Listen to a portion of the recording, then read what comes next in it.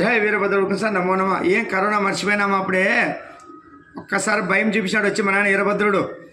ఒక్కసారి మనిషి భయం అంటే చూపించాడు, ప్రపంచానికి కడగడలాడించాడు. అప్పుడే మర్చిపోయినాం. ఎందుకు చనిపోతున్నారో తెలియదు. చిన్న పిల్లలు, ముసలోళ్ళు, ముతుకులు, పూజారులు, ముల్లాలు, ఫాదర్లు, వీళ్ళందరూ ఏ మనిషి చనిపోలేదంటే చెప్పండి.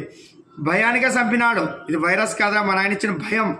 ఇప్పుడు మళ్ళా కర్మ సిద్ధాంతం మొదలుపెట్టినాడు. ఒక్కొక్కరిని ఏరేస్తాడు. కలుపు మొక్కలకు సీన్ల కలుపు మొక్కలు అంటే ఎంత ప్రమాదమో, సమాజంలో కలుపు మొక్కలు లాంటి మనుషులు రాజకీయ నాయకుల్లో కానీ సెలబ్రిటీల్లో కానీ రకరకాల్లో ఉంటారు కదా, వాళ్ళందరినీ ఏరేస్తాడు అనమాట. లేకుంటే సమాజం అంతా నాశనం చేస్తారు. వాళ్ళు చెడింది కాదని సమాజం అంతా నాశనం చేసి యువకుల్ని భ్రష్టు పట్టించి ఆదర్శవంతం అవుతున్నారు. మంచిగా బతకండి, సాంప్రదాయంగా బతకండి.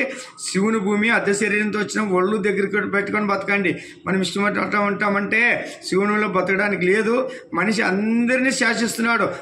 ప్రతి జీవుని తినాలని చూస్తున్నాడు. లాస్ట్ మానవ